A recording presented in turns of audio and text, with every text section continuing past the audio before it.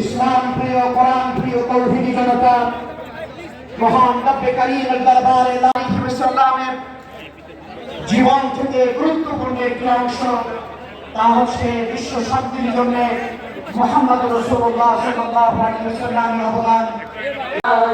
তুমি ছাড়া নাই তো আলো